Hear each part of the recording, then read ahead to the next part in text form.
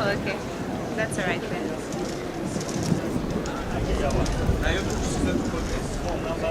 Umbrella. The interpreters are the ones with the umbrellas. Protocol team, bring in the candidate. I need some umbrellas. My protocol team.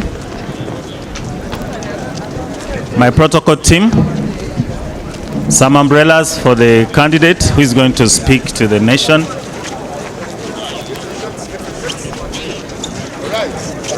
right. Please. Protocol team, please. The rest of the support and the people accompanying the candidate are invited to take their seats here. Definitely.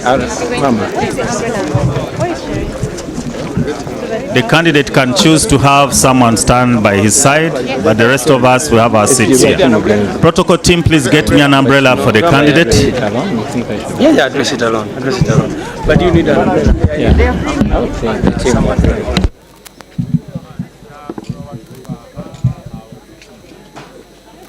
Okay. We chose wisely. They had sent me. Protocol team, please sit. No, they got him. I was just taking the umbrella, not myself. Please get an umbrella for the candidate.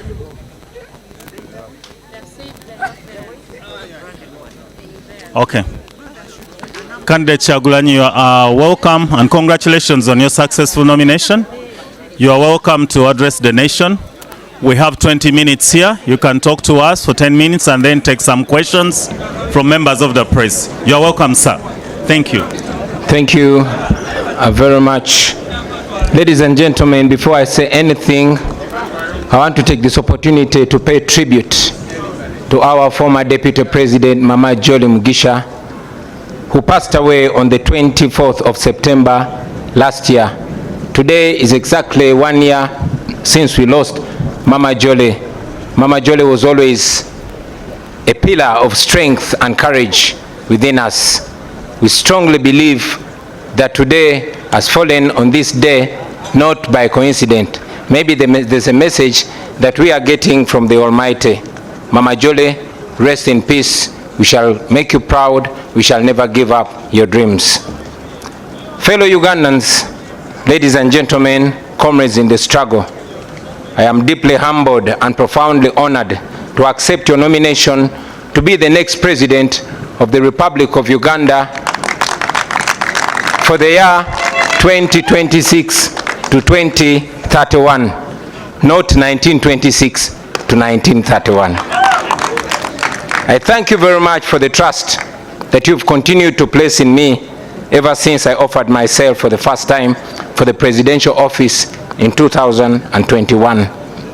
Today, my heart is filled with a deep sense of responsibility to deliver to that trust that you've put in me.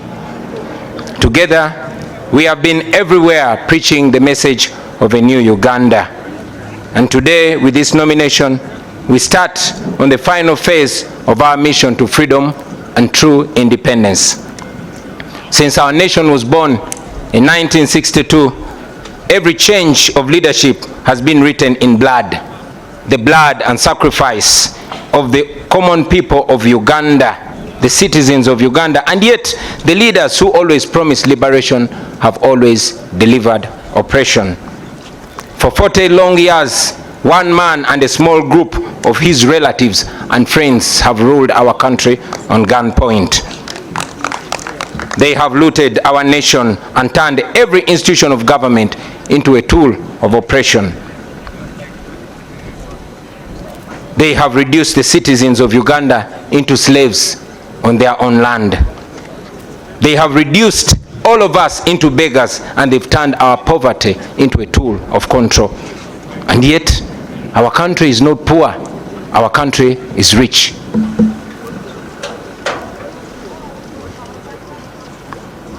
Our country cannot fall down. Our country will stand firm. Ladies and gentlemen, our country is fertile. Our people are hardworking and enterprising. We are rich in creativity. We are resourceful. We are energetic. We are young, and we are promising. Our country is one of the richest countries on the planet in terms of natural resources. So, my brothers and sisters, our problem is not lack of wealth. Our problem is lack of leadership. Leadership that serves the people instead of terrorizing them and exploiting them.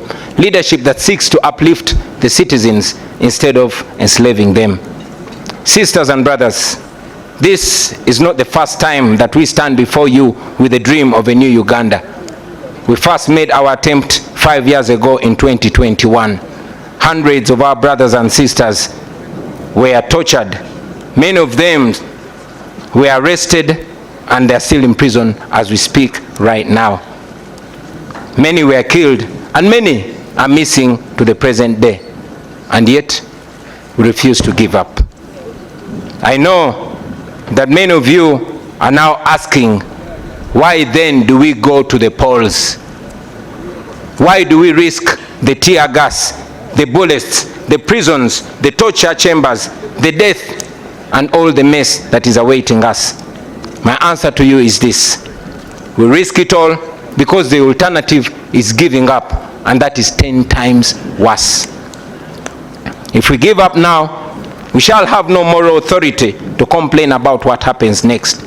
If we surrender now, that means that the fighting spirit of Rita Nabukenya, of Frank Senteza, of Yasin Kauma, and many others has been defeated.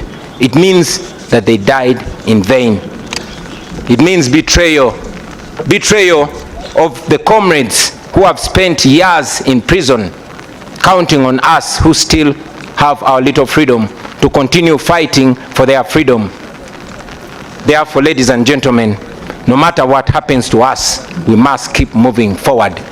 Even if somebody tells you that our chance to freedom is only 1%, let us take that chance and fight. We have always been telling you about the protest vote, and today, let me use this opportunity to break it down in more detail. We have voted before. We have won elections before, and we have been rigged before. But the election this time is no usual election, brothers and sisters. We are going into this election as a way of protesting against the injustice that has been occasioned to us for the last 40 years. We are protesting, and the protest begins now. We must use this election season to rally the people of Uganda, to express their anger and to express their hope at the ballot box.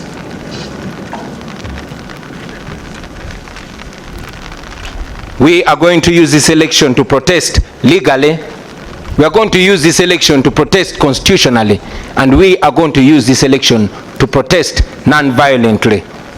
We must mobilize the people of Uganda to come out and vote in very, very large numbers. Numbers too big to rig. We must lay different strategies and make different plans to ensure that we, the people of Uganda, get our freedom in this season. Now, to our brothers and sisters in the diaspora, you, brothers and sisters, the Ugandans in the diaspora, you send so much money. You send more than $2 billion back to Uganda every year. In real sense, you are the biggest investors in Uganda. We know that many of you even fear to come back home because you know what happens to those that return home. Many of you don't risk the brutality. We know that Ugandans like Sam Mugumya, who returned from a Congolese prison, was abducted weeks ago, and up to now he's missing. Nobody knows where Sam Mugumya is. We know Robert Kayingo Luja, a lawyer who was recently abducted from the airport, kept incommunicado for a month before being forced back in exile without even stepping foot in his house. The examples are many, ladies and gentlemen, but I tell you, my friends, we are fighting so that you can return to your home, to your families, to freedom and dignity. We are fighting so that you are received with roses and not handcuffs. We fight so that Uganda can give your children the chances and opportunities that you never got. That is why we fight. Now to General Museveni. I know you don't like listening to young people or even listening to anybody at all, but at least listen to your friend and Bush war comrade, General Kainda Otafire. I want you to remember that Uganda was here before you, and Uganda will be here long after you are gone. You don't have to burn it down on your way out. The best guarantee for your legacy, for your security, and for what you and your people have earned in the last 40 years is to allow a peaceful, orderly, and democratic transition of power. That opportunity is available because we are not vengeful people. We still believe in peace. We still believe in justice, and yet we believe in reconciliation. All we want is a free and fair election. No military violence, no political brutality. That is not to ask for. To be a military operation, let this be a democratic election. That should not be too much to ask.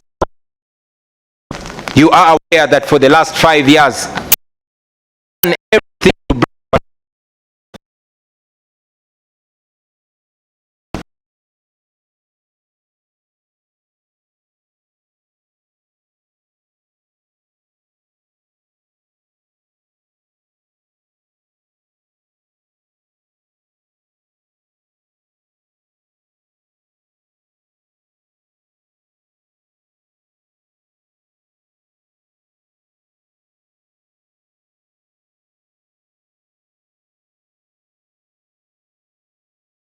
we will be forcefully guarded by his private